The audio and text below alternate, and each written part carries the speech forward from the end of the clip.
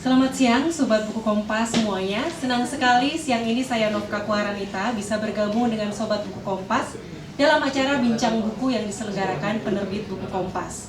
Nah, siang ini kita bersama-sama akan mengikuti peluncuran dan diskusi buku Putra Nusa Bunga dan Wastra NTT mengenang sosok Franseda. Franseda adalah salah satu pendiri harian Kompas. Kiprahnya juga dikenal secara luas dalam lingkup nasional maupun global. Beliau pernah menjabat sebagai Menteri Perkebunan pada 1963 sampai 1964, Menteri Keuangan pada 1966 sampai 1968, serta Menteri Perhubungan dan Pariwisata pada 1968 sampai 1973. Franseda juga pernah menjadi Duta Besar Indonesia di Brussel untuk Belgia dan Luxembourg, juga merangkap sebagai Kepala Perwakilan Indonesia untuk Masyarakat Ekonomi Eropa. Nah, Sobat Kompas, buku Putra Nusa Bunga dan Wastra NTT mengenang sosok Franseda secara garis besar memuat dua pokok pembahasan. Yang pertama adalah biografi Franseda, dan selanjutnya ada pula bagian yang secara khusus mengulas kecintaan keluarga Seda, terutama Ibu Johanna, istri Franseda, terhadap Wastra NTT. Simpanan Wastra ini bahkan dijadikan koleksi museum juga. Nah, siang ini telah hadir bersama kita Wakil Pemimpin Redaksi Kompas Tri Agung Kristanto, dan juga hadir di sini Ibu Eri Seda yang merupakan putri dari Franseda. Nah, sebelum kita berbincang lebih jauh, kita akan mendengarkan sedikit pengantar dari Wakil Pemimpin Redaksi Harian Kompas, Mas Tra. Silakan, Mas Tra.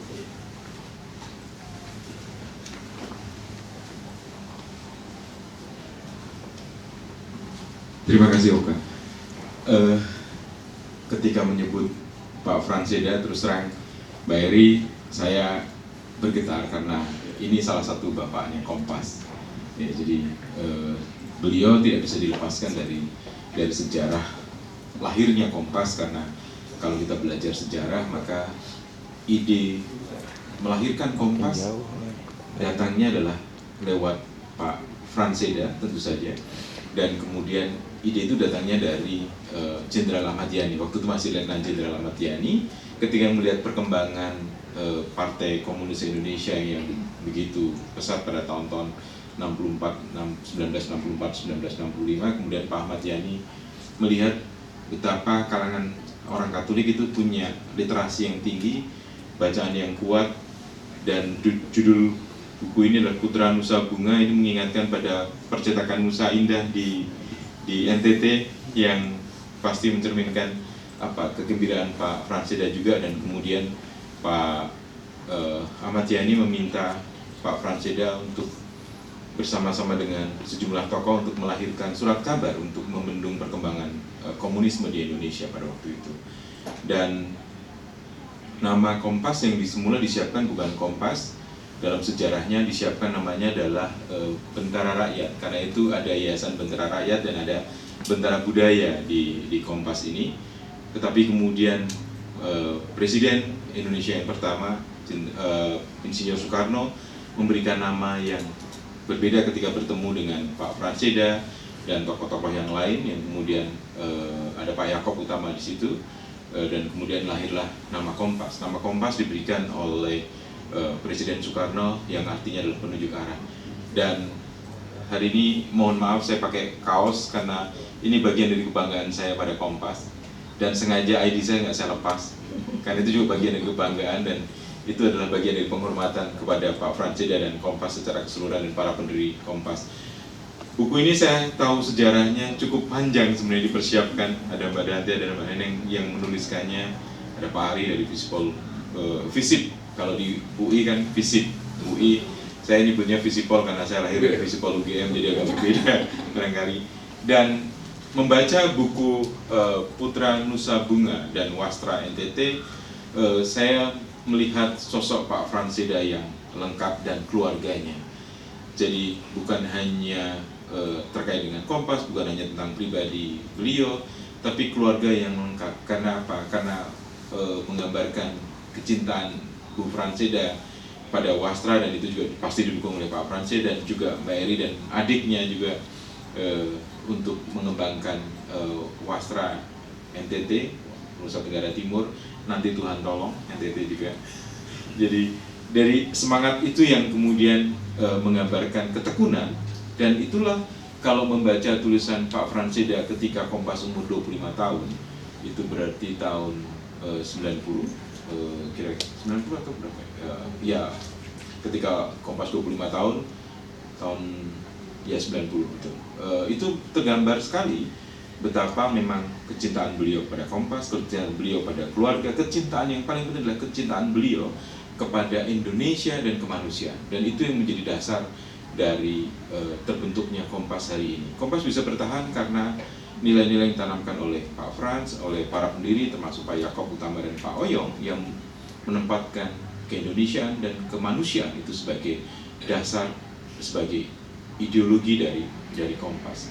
Dan kembali lagi, buku ini buku yang saya menyebutnya bukan hanya mengenang sosok Franseda, tapi Franseda dengan secara keseluruhan saya nyebutnya, karena di dalamnya ada kecintaan beliau pada banyak hal di NTT, pada keluarganya, dan di dalam ini kita belajar banyak hal.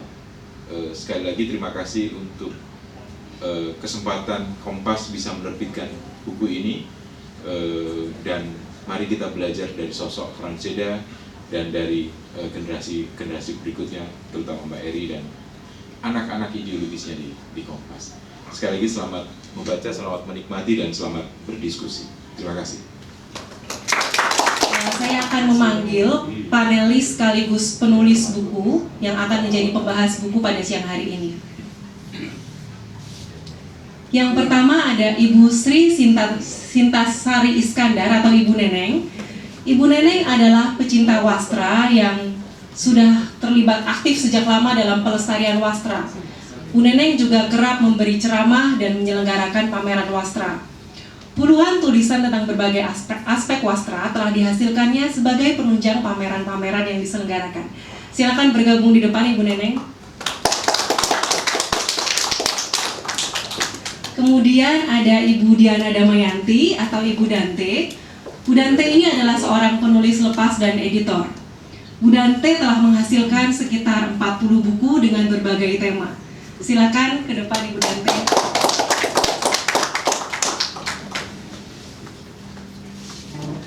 Kemudian yang ketiga ada Pak Beni Grata. Bapak Beni Grata ini bekerja sebagai kurator wastra independen dan menekuni konservasi kain.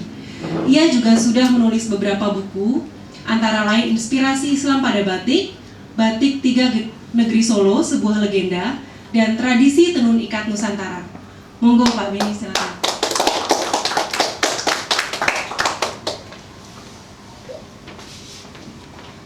Baik,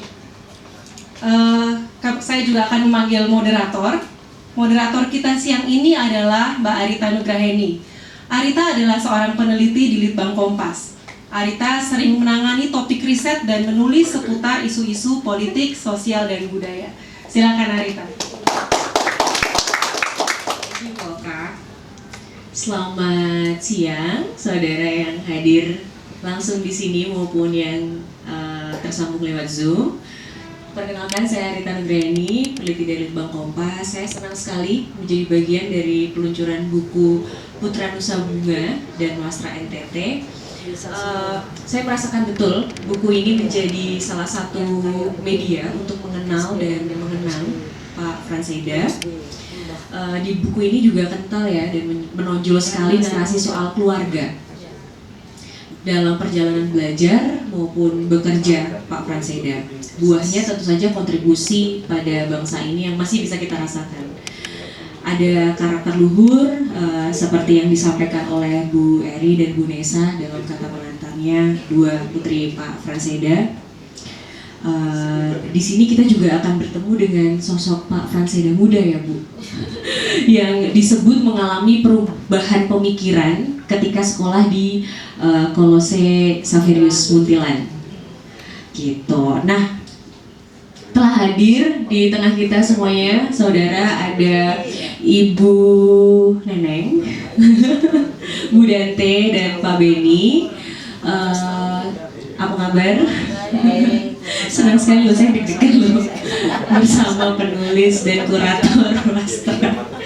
Nah, Bapak dan Ibu penulis di sini akan menyampaikan dan menceritakan proses penerbitan buku, keunggulan buku, bagaimana sosok Pak Franseda sebagai pejabat publik maupun kepala keluarga, dan juga nilai-nilai apa saja yang bisa masih kita terapkan saat ini dan cerita menarik lainnya termasuk soal Wastra. Nah, untuk yang pertama saya persilakan Bu Neneng untuk sharing pengalaman penerbitan buku ini. Silakan. Kita ada waktu 10 menit ya Bu, biar banyak diskusinya nanti. Ya, terima kasih.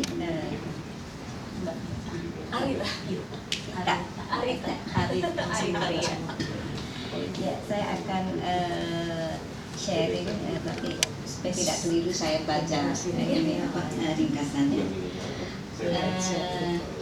Pak Franciscus Saverio Seda itu lahir 4 Oktober 1926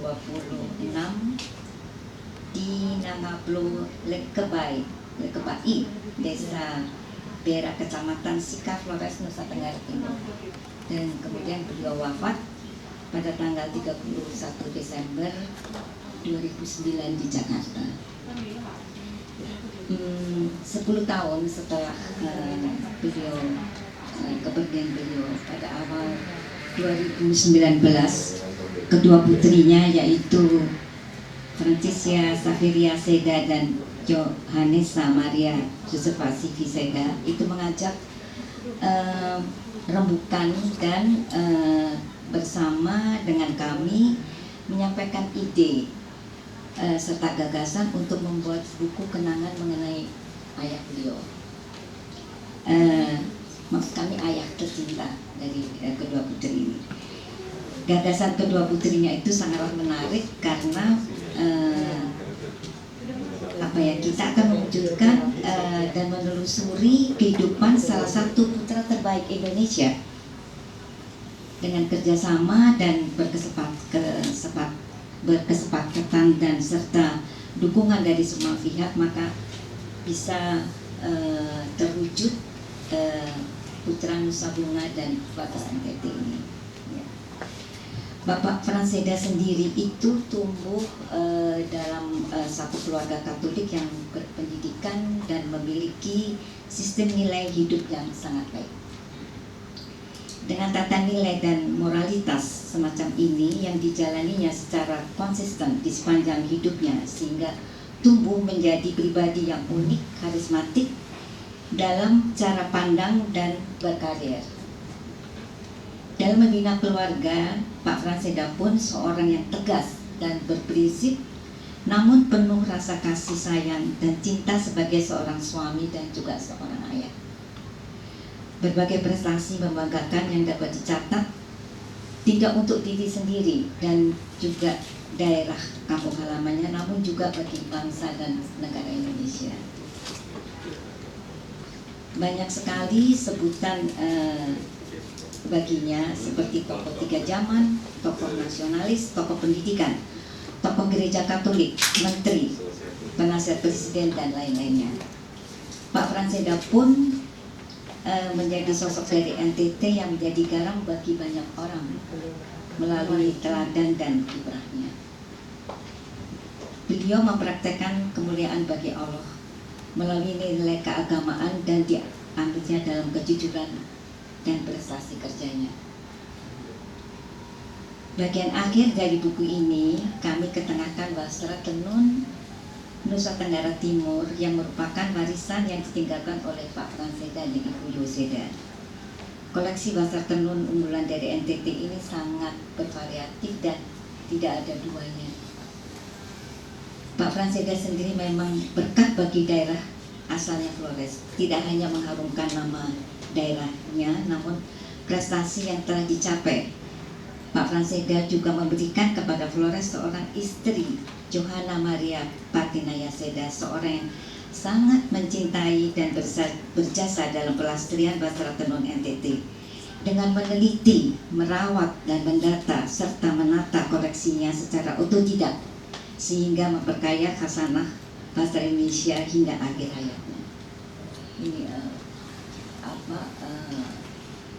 permulaan daripada rembukan dan juga kita bersama sehingga bisa terwujudlah buku dari Putra Nusa Bunga dan Bangsa NTT. Jadi memang berangkat dari ide dua putri, Ya, Pak Franseda, ya, untuk menceritakan kembali tata nilai. Saya juga sempat membaca yang paling penting itu kejujuran, kedisiplinan, konsekuen. ya, Dan itu juga selaras dengan keimanan dalam keluarga ini terhadap Tuhan Yang Maha Esa. ya, betul. Baik, ini merinding saya sebenarnya sempat baca dan diceritakan juga ya secara runtut dari masa kanak, sekolah, kemudian berkiprah di nasional, bahkan kemudian itu diekskalasikan sampai ke dunia internasional, Ya. gitu ya Bu Neneng ya. Ya. Baik, terima kasih Bu Neneng. Saya juga akan menyapa Pak Asfi Warman Adam yang sudah bergabung via Zoom. Beliau akan juga turut nanti mengomentari dan membedah buku ini. Tapi sebelumnya saya akan mempersilahkan pada Bu Dante untuk menyampaikan bagaimana sih proses penulisan perjalanan dan mungkin ada cerita-cerita menarik yang berkesan gitu Bu ketika menggali. Belum apa-apa aku udah mau nangis. Cengeng ya. Terima kasih Mbak Ita. Sebenarnya buku ini ingin bercerita kepada kita semua bahwa betapa Bapak dan Bapak Franseda dan Ibu Yo sudah bekerja di sepanjang hayatnya untuk kemajuan bangsa Indonesia.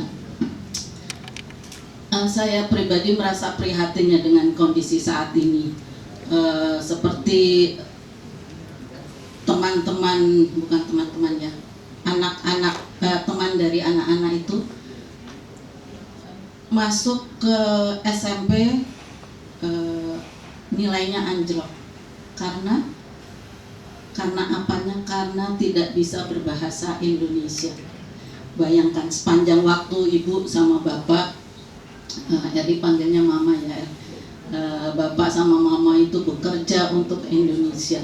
Sementara kita yang hidup sekarang itu kebanyakan anak-anak harus les bahasa Indonesia untuk bisa mengikuti pelajaran di sekolah. Miris ya. Gak cuman itu, lalu banyak teman-teman saya juga yang anaknya berkuliah ke luar negeri bilang begini, biarin deh anak-anak dapat hidup yang lebih baik, nggak apa-apa ambil kewarganegaraan lain, yang penting mereka hidupnya di masa depan baik. Kadang saya sedih ya, aduh terus kalau semua berpikir seperti itu, bangsa Indonesia lama-lama hilang kali ya, musnah dari dunia ini. Jadi buku ini sungguh ingin memberi informasi keteladanan Bapak dan Ibu yang telah mereka lakukan selama hidupnya, tidak hanya untuk keluarganya, untuk Flores, daerah asal Bapak, tetapi juga untuk bangsanya, bangsa Indonesia. Jadi waktu tahun 2019 itu awal Ibu Neneng bilang, Dante kita bikin buku lagi. Setelah bikin buku Ibu ya, Ibu jadi pada memperingati 1000 hari ya Bu ya, memperingati 1000 hari kami menyusun buku ini untuk Ibu. Itu isinya tentang sejarah ya, biografi Ibu lah ya, biografi dan koleksi wastranya.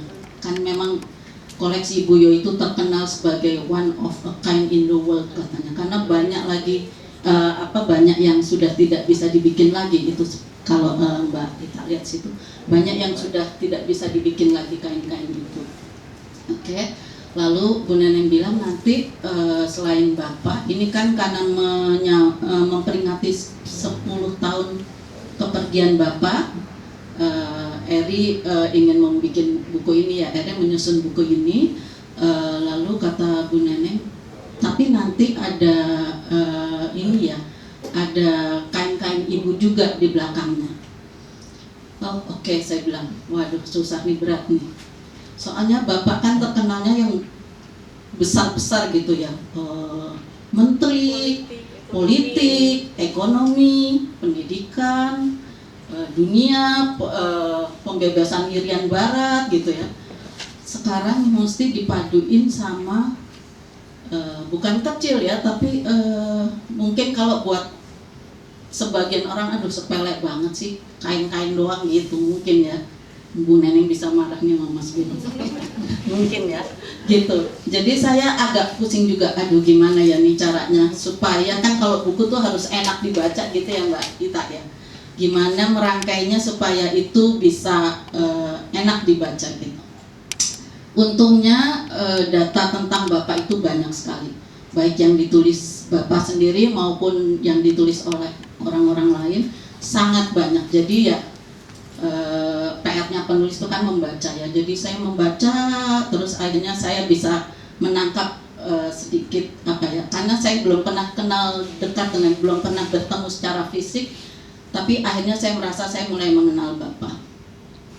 Lalu gimana ya ini ya, nyatuin Bapak sama kain ini agak repot nih ya. Akhirnya saya coba cari, oh mungkin lihat deh asalnya sama-sama dari Flores gitu ya.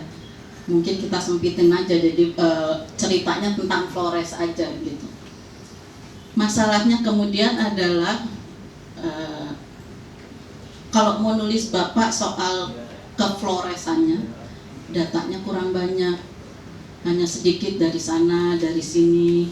Tapi kebetulan saya masih sering ketemu Mbak Eri dan Mbak Nesa, jadi bisa banyak bertanya, lalu dapat sumber-sumber yang lain. Lalu juga ada Romo Endi ya, Bu Eri ya namanya, Romo Endi, yang bisa banyak juga bercerita. Karena ketika memutuskan untuk menulis Bapak sebagai orang dari Flores, itu banyak sekali sebenarnya harus digali ya.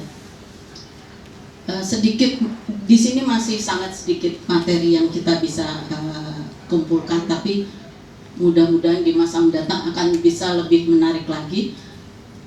Tapi yang saya lakukan kemudian adalah, aduh ini rasanya mesti datang nih ke tempat Bapak nih supaya bisa lebih merasakan apa yang ada di sana begitu ya. Kebetulan pada saat itu saya baru selesai menyusun buku tentang Santa Ursula Jalan Pos 160 tahun. Nah, saya bersama tim itu teman-teman alumni mendapat hadiah dari suster-suster Ursulin pergi piknik ke Labuan Bajo. Udah sampai di Labuan Bajo, saya pikir aduh, udah di sini masuk ya saya nggak ke tempat Bapak selanjutnya. Kebetulan juga ketika itu saya sedang menulis buku untuk suster-suster Ursulin. Boleh ya Mas Tra dikasih lihat? Ini buku tentang Ursulin di seluruh Indonesia. Ini ada 30 sekian biara. Lalu saya bilang ke suster-suster, saya boleh ya nengok biara-biara di Flores. Nah sambil itu sebenarnya saya kepingin juga ke tempat Bapak. Tapi kok saya hitung-hitung untuk perjalanan kayaknya duitnya banyak, meminta kayaknya aduh nggak tega gitu ya. Lalu iya, karena kalau saya nggak punya duit saya nggak bisa pulang. Cuman tiketnya sampai Labuan Bajo, nanti dari Labuan Bajo kalau mau ke Bapak pulangnya masa berenang ya. Jadi terus saya masukin semacam proposal ke Mbak Eri ya. Saya kepingin nengokin Bapak di kampung, boleh nggak saya masukin proposal ini. Jadi saya menawarkan kepada Mbak Eri, ini saya akan menyusun buku tentang, karena kita udah punya data banyak untuk kain-kain lama, boleh nggak saya menyusun buku tentang pemanfaatan tenun pada masa kini. Jadi kemudian saya bersama teman saya ada juga di sini Mbak Rili, karena dia pintar banget motretnya, jadi cukuplah saya yang menulis, Mbak Rili yang memotret. Jadi saya wawancara, Mbak Rili yang menulis, memotret detail semuanya. Jadi kami berjalan dari Labuan Bajo, lalu Labuan Bajo ada Biara, lalu di Ruteng ada Biara, lalu di Borong, saya juga baru tahu ada kota nama Borong ya. Di Borong saya ke sana, lalu karena mau nulis tentang Wastra udah janji sama Mbak Eri, jadi kita ke Bajawa juga. Lalu dari Bajawa kita ke ND, tempat Bapak bersekolah. Lalu dari ND ke kampung Bapak, Lekebai.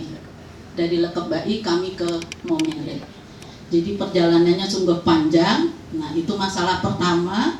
Masalah keduanya, kayaknya banyak orang nggak tahu tuh Momere adanya di mana gitu ya. Flores itu apa sih gitu ya?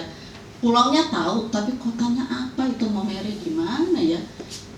Jadi saya pikir kita harus kasih data sedetil mungkin supaya mereka tahu di mana itu adanya. Jadi benar-benar di luar perkiraan saya dan Rili ya, ternyata kita bayangnya aduh Flores gersang banget ya Mbak, batu-batu, terus dibilang lagi longsor loh, mati nih. Jalan darat gimana ceritanya ya?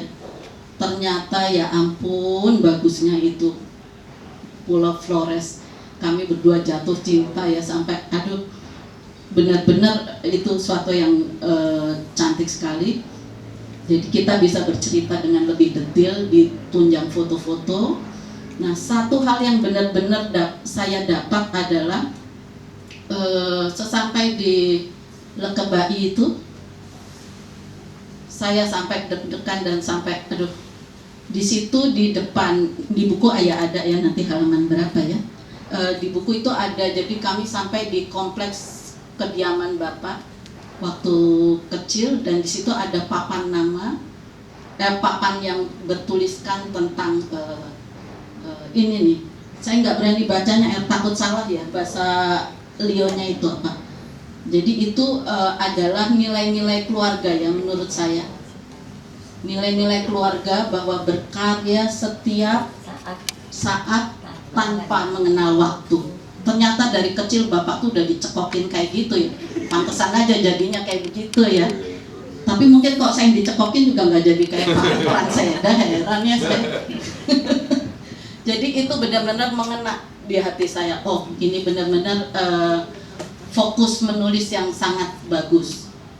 Karena hal kedua lagi, saya yakin kain-kain ibu itu yang melengkapi buku ini itu akan sangat ingin dilihat orang-orang.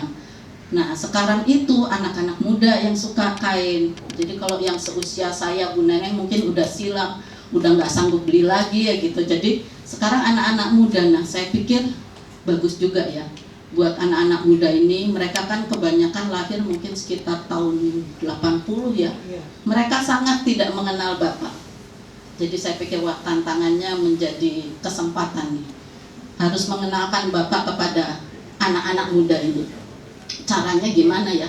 Harus dicari bagian dari Bapak yang masih signifikan untuk mereka. Nah disitulah ini nih kata-kata bijak ini tuh benar-benar saya pikir oh berarti kita harus masuk ke dalam nilai-nilai keluarga supaya anak-anak muda ini bisa meneladani apa yang Bapak dan Ibu sudah contohkan. Begitu kira-kira. Jadi keterbatasan justru membuat Bu Denteng malah jadi bisa ke sana, mengenal lebih dekat di Lekebai. Kata Mbak Eri bacanya Lekebai. Ya, gitu. Ya, satu lagi mungkin nilai-nilai keluarga itu seperti yang tadi udah disebutkan sama Mbak Oka ya. Satu lagi yang belum disebutkan mungkin adalah penyerahan diri atau rasa syukur kepada Tuhan. Jadi izinkan boleh nggak Mbak Ita, saya mau masang satu lagu hasil karya Bapak. Boleh, silakan. Jadi itu syairnya itu dikarang oleh Bapak, tetapi aransemennya itu musiknya oleh Pak Binsar Sitompul yang kebetulan adalah teman Bapak di koleksi Saverius. Boleh ya Mbak? Silahkan. Ya, monggo Mas. Boleh teman dibantu?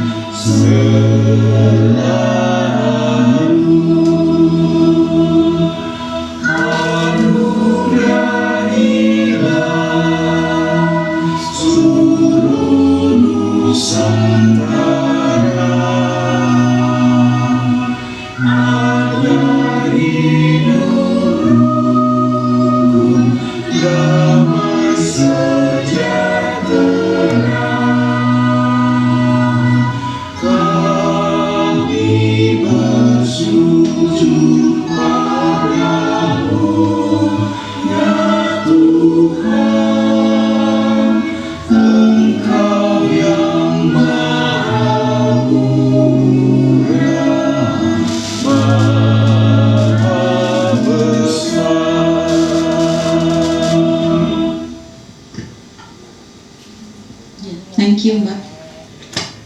Terima kasih sudah bagus sekali. Baik Bu Dante, tadi recap sedikit bahwa memang nilai keluarga kemudian yang akan masih tetap relevan untuk disampaikan ke generasi muda, termasuk salah satunya lewat Wastra. Bahkan Wastra koleksi Bujo ini juga sebenarnya lintas tidak hanya NTT kan ya, dari berbagai daerah. Namun yang memang ditampilkan di buku ini khusus hanya NTT.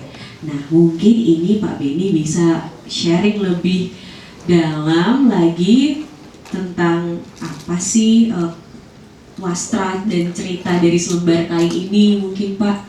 Begitu, monggo dipersilakan. Jadi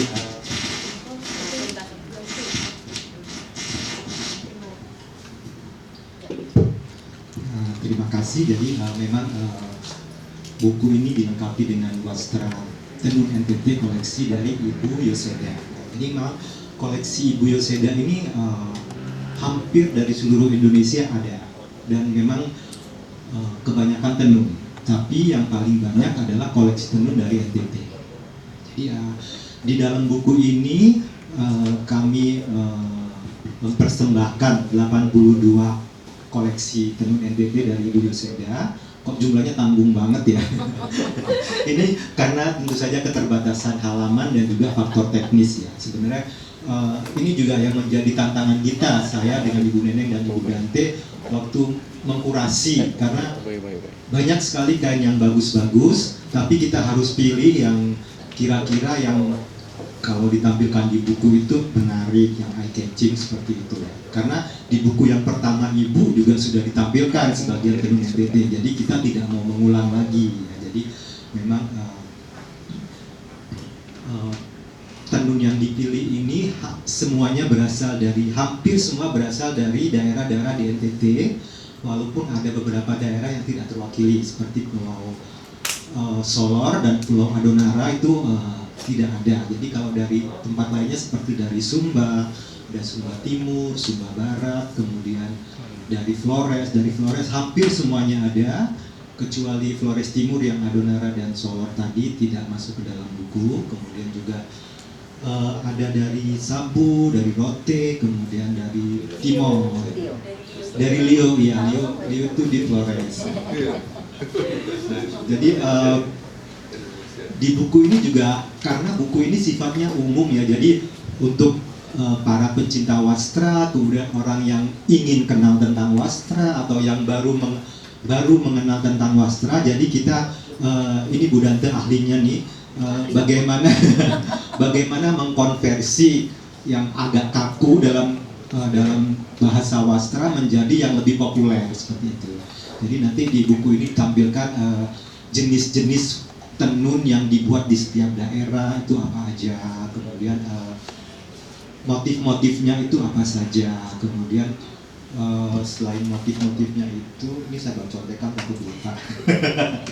Juga teknik pembuatannya, karena kalau di NTT itu sangat kaya sekali ya, terutama Flores dan Timor itu sangat kaya sekali keragamannya, tekniknya juga bermacam-macam. Jadi kita juga perlu menjelaskan teknik yang dibuat ini, yang membuat kain ini menarik, tekniknya apa, seperti itu. Kemudian juga dan kalau ada fungsi khususnya juga kita sebutkan. Jadi di beberapa tempat itu kain tenun tertentu itu digunakan sebagai mas kawin. Jadi biasanya pihak perempuan pada saat perkawinan, pihak laki-laki akan membawa perhiasan, kemudian hewan ternak yang akan dibalas dengan memberikan kain oleh pihak perempuan, seperti itu. Ada juga seperti di Sumba atau di Sabu itu ada jenis tenun tertentu yang dipakai untuk membungkus jenazah, dan itu akan dibawa ke dalam liang kubur. Di Sumba, apalagi kalau itu dia seorang bangsawan, itu akan banyak sekali kain-kain yang ikut dikubur bersama jenazahnya, karena menurut kepercayaan mereka kehidupan setelah kematian itu sama dengan kehidupan yang sekarang ini. Jadi mereka harus dibekali dengan wastra-wastra yang indah. Kemudian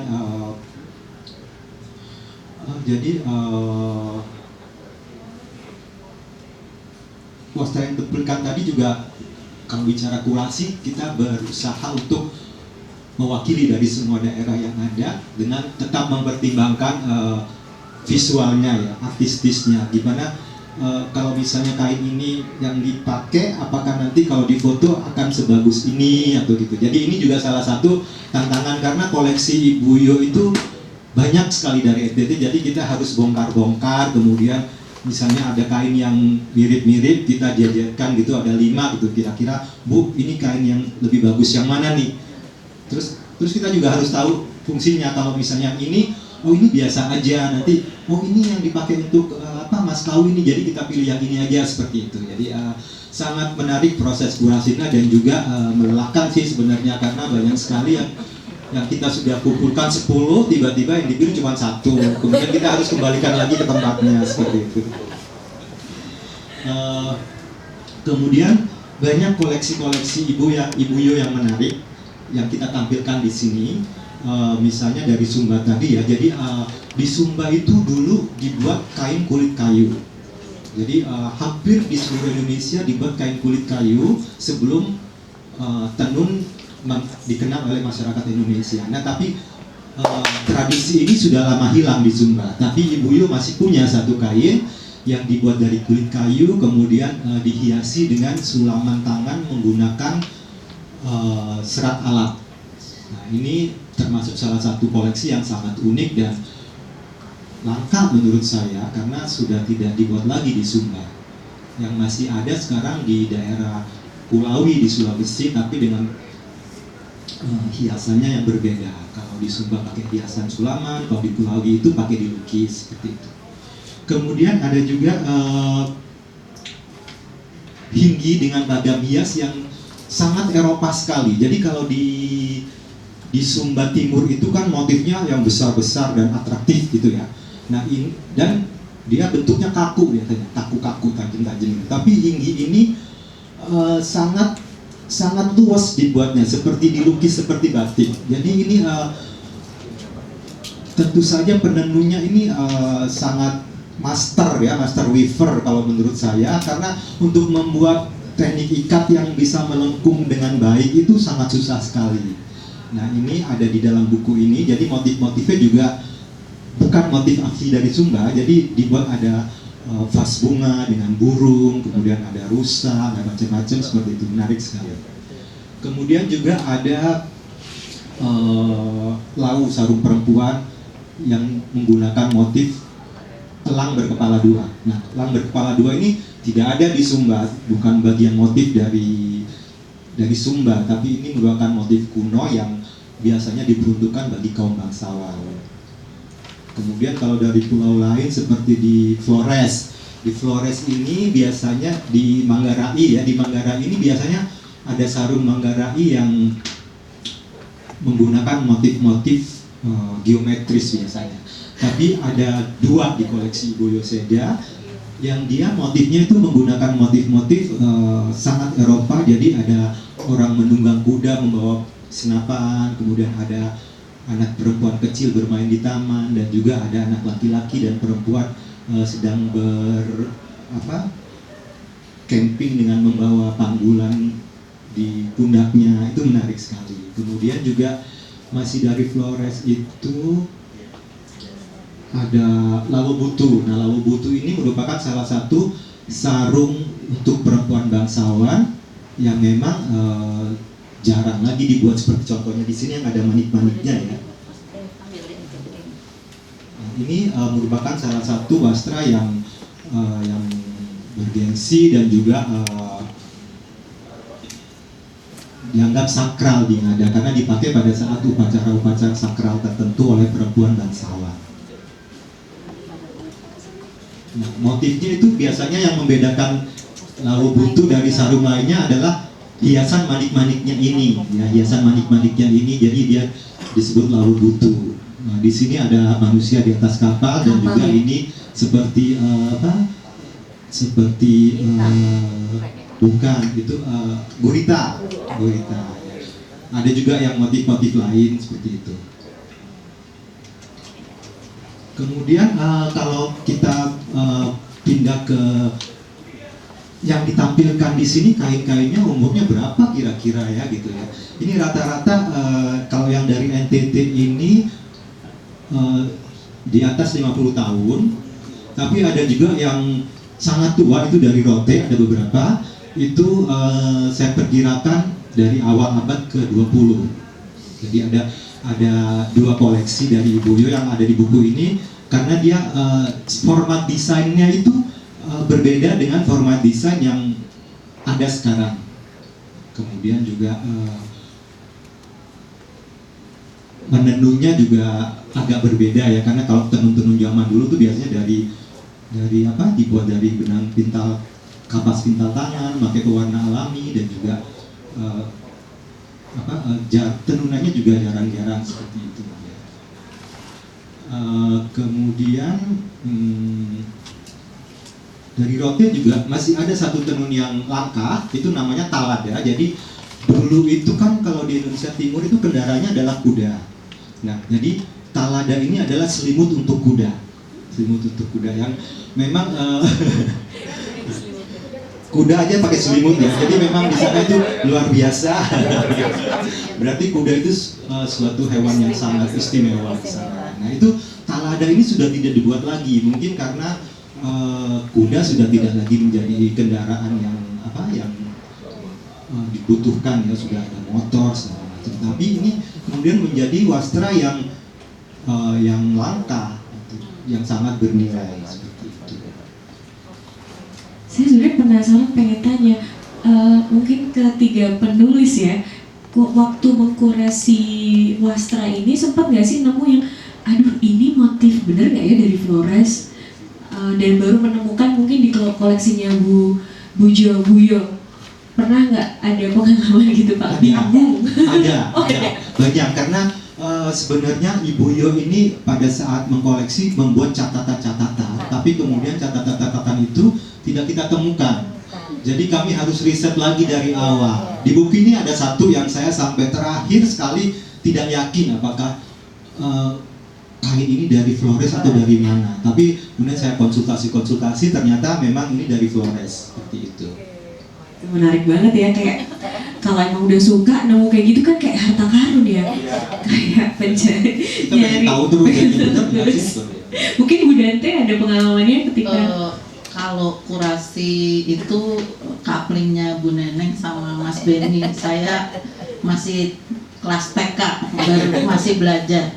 Tapi kok di buku nanti lihat di koleksi itu ada yang Mas Benny tulis tanda tanya, berarti itu masih dalam proses penelitian. Penelitian, ya boleh. Bu Neneng boleh share apa pengalaman ketemu dengan satu wastra yang ini dari mana ya, benar nggak ya, dari Flores nggak ya? Apa tuh perasaannya, senang? Ya memang Mbak, kami ini sebetulnya untuk mengkurasi atau mengkonservasi kain-kain yang bermakna itu nggak sembarangan sebetulnya, Mbak. Jadi ini kan kain-kain yang sudah berumur. Untuk membukanya pun itu juga kita harus hati-hati, karena jangan sampai misalnya di kain itu sudah ada cacatnya, jangan sampai cacat itu melebar, karena kadang-kadang dengan melebarnya itu ragam hiasnya kita nggak bisa melihat. Kemudian juga